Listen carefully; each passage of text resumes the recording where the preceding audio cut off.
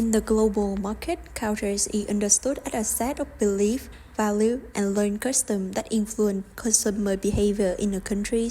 In the context of consumption, culture is reflected through value, core belief, and social norm. Belief, specific idea about the world, and attitude, positive or negative reaction to products of consumer. Additionally, religious belief and aesthetic also shape how consumers evaluate products and experience. For example, in successful marketing in new markets, brands must deeply understand local value and custom, not just directly translate language.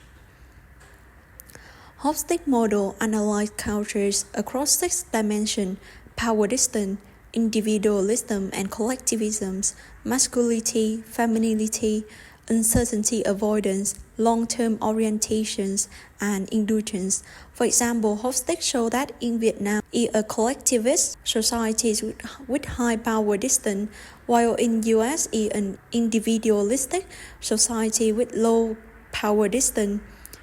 Vietnam is a highly collectivist society. Buying decisions are often influenced by family and community.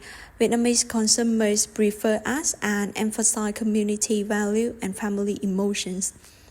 The US, on the other hand, is an individualistic society where consumers are more focused on personal benefits and convenience. As a result, as in the US often highlight personal solutions, independence, and privacy, while in Vietnam as highlight connections and bonds. This model allows business to predict consumer trends. For example, in society with high power distance like Vietnam, consumers accept clear class distinctions, explaining why holding a Starbucks cup is seen as a symbol of wealth. Meanwhile, in the US with low power distance, brands typically target the mass market and do not emphasize the wealth division. KFC in Vietnam. While KFC is successful worldwide, they make a serious cultural mistake in Vietnam. In 2022, KFC Vietnam named one of its stores KFC Thích Quang Đức, named after a street and a Buddhist martyr. Vietnamese consumers, especially Buddhists, saw this as a disrespectful action toward religious belief. The incident sparked strong backlash, forcing KFC to change the name immediately. This is a clear example of the SRC mistake. The company unintentionally applied its own cultural criteria, naming after a street, without considering the historical and religious significance of the name. KFC failed to thoroughly research the Vietnamese cultural environment, damaging its reputation. To improve, the company needs to invest in ethnographic research, consult local cultural advisors, and prepare crisis management strategy. On the other hand, the adaptation strategy requires tailoring the 4 B's: product, price, place, promotion for each market. McDonald's is a classic example of adaptation. The brand offers special burgers by regions, McAlotiki in India, Poutine in Canada. Similarly, McDonald's in Vietnam incorporates Vietnamese food and flavors into the menu. Besides, the product, message, and distribution channel also need adjustments. For instance, using popular social media platforms in Vietnam, Zalo, Facebook, instead of Twitter or Pinterest like in the US. Successful companies in Vietnam usually use a mixed strategy, maintaining global identity while carefully adapting to the local cultures. In contrast, failure usually occurs when cultural adjustments are neglected. As mentioned, advertisement using inappropriate image, for example, giant chopstick in a burger ad, often provoke strong reactions. A communication campaign that misinterprets language can cause significant misunderstandings. This is the result of over-standardizations without cultural check. The concept of SRC, self-reference criterion, was introduced by James Lee, and it suggests that in international marketing, decision makers often unconsciously use their own cultural value to access foreign markets. For example, a European company might assume that European taste will also work for Vietnamese customers without knowing that Vietnamese people are used to drinking coffee with constant milk with a strong robusta flavor. SRC is a major obstacle that leads to failure when expanding because of assumption that what works at home will work the same way abroad. In fact, Coca-Cola once had to change its name in China because the original pronunciation means taste of Keno, and Johnson & Johnson failed in Japan because they didn't adjust the wax formula considering the custom of removing shoe inside home. Vietnamese people highly value family ties and trust from people they know.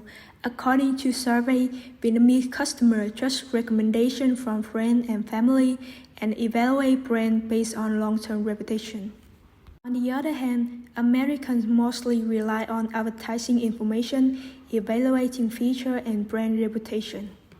Starbucks, the global American brand, applied in-depth market research when entering Vietnam. They launched the Don't Bistro drink, inspired by Vietnamese traditional iced coffee with strong, intense flavor. Starbucks imported premium Arabica coffee from the US and roasted it in a French style, stronger, to mimic the Robusta coffee flavor commonly consumed in Vietnam. This product reflects an adaptation strategy combining traditional Vietnamese coffee culture with a global brand. On the other hand, Starbucks positions itself as a premium brand in Vietnam, highest price, targeting youth and wealthy customers. According to Hostik, Vietnamese has a high BDI, so holding a Starbucks cup is seen as a statement of personal status. In contrast, local competitor Trung Nguyên chose a nationalistic approach. CEO Đặng Lê Nguyên Vũ encouraged Vietnamese people to only those who love the country drink Vietnamese coffee. Trung Nguyên message focused on national pride and cultural values, while Starbucks leveraged the openness and global mindsets of the younger generation. This example shows two different strategies. Starbucks succeeded by combining cultural branding, making the brand more approachable by contributing to coffee culture and understanding the local context, while Trung Nguyên has a clash between traditional value and a somewhat rigid communication method. In the age of globalization, businesses face two strategy choices: standardization or adaptation in the marketing strategies. Standardization allows for uniformity in product, message, and branding across all markets. For example, Apple selling iPhone, iPad exactly the same worldwide, which saves costs and create global brand recognition. However, these strategies carry risks when market cultures are too different. For instance, Apple uniform logo works because consumer needs for technology are similar worldwide. However, consumer goods like food or advertising need to adapt to local culture. In practice, cross-cultural marketing requires mastering both theory and real-world application. Hostik guide positioning strategies, for example, focusing on family in the Vietnamese market, how help draft message according to context, and the self-reference criterion warn against common cultural bias. Campaigns need to rely on thorough market research, field survey, customer interview, and test run before launching the main campaign. Hart's high context versus low context culture. According to Edward T. Hart, high context cultures like Vietnam create habits of indirect communication, embracing nonverbal cues and avoiding direct confrontation.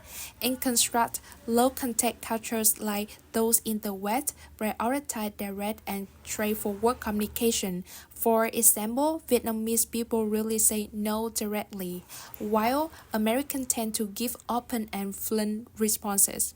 Understanding this cultural role helps marketers choose the right approach, as in the US can be bold and humorous, while in Vietnam they need to be polished, subtle, and culturally symbolist. Coca-Cola and other global brands. Coca-Cola is an American brand that standardizes many aspects, such as uniform bottle design and logo globally. However, to cater to the Vietnamese market, Coca-Cola adjusted sweetness level, packaging 1.5 liter bottle adjusted for Vietnamese refrigerator. Advertising strategy for test featuring family reunions, combining both standardization and adaptation.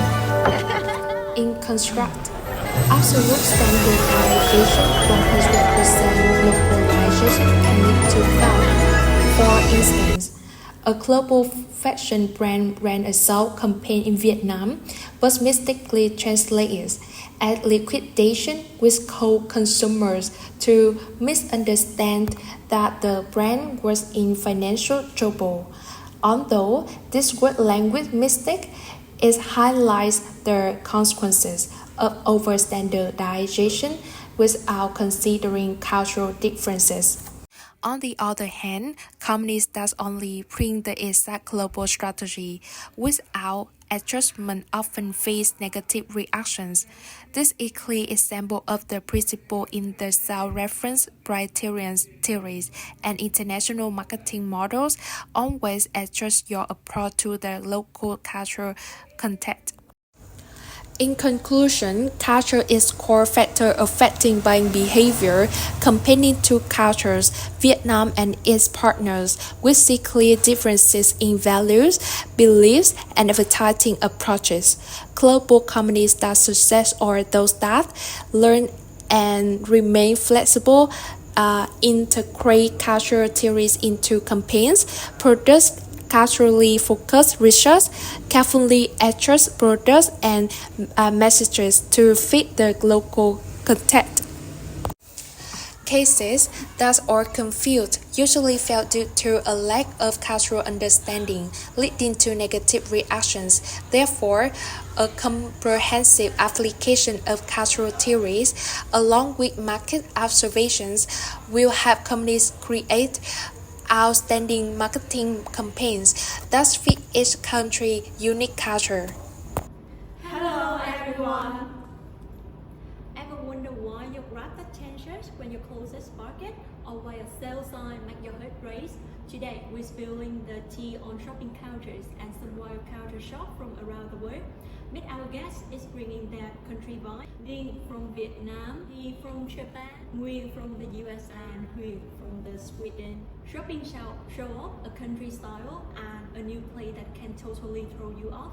Lee, what's shopping like in Vietnam? In Vietnam, markets are like a big party. Vendor shop, people hunger is super likely. Once at Tenden markets, a seller was like crop some creep is a mix or some soup and I polish even though my creep was full. But in Germany, total shop supermarkets are so quiet, not humbling. I feel like a fish out of water. That's so Vietnam. Nguyen, what is it like in the USA? I think in the USA, it is super chill. At Walmart, everyone per cart picks up quietly and price don't budget. But at Bentham markets, I was shocked. Vendor yelling, crowd pushing motorbike. You mean first time buying a conical hat? I buy double, cause I didn't haggle. The seller loud kill foreigner. Today, what's Japan like? I think Japan's like a movie companies. Store sell from sushi to shops, almost everything. I go there 4 to 5 times a week. Foreigners are trust when staff wrap water bottles like a gift and all to your want. In Vietnam, I was surprised when a seller girl by Christmas so different from Japan's politeness. Totally opposite. What about in Sweden? So in Sweden, people feel capsicum is mean buying shame. So 80 of young forest shops shaking hand to save the planet, showing off new stuff. In Sweden, people will think you weird. In Vietnam, I was shocked by 50% off deal and everyone went nuts. And one more thing that Sweden store don't use plastic bag. So if you forget the reusable one, you will carry the stuff in your hand. So shopping like a trip around the world from noisy market to quiet store. Every place has surprise and crazy culture shock. Before you hit buy, take a second and think, do you really need it? Now, a big thank to our guests for bringing the shopping word to us. Audience, what about you? Ever bought something by accident or went overboard because of the sale?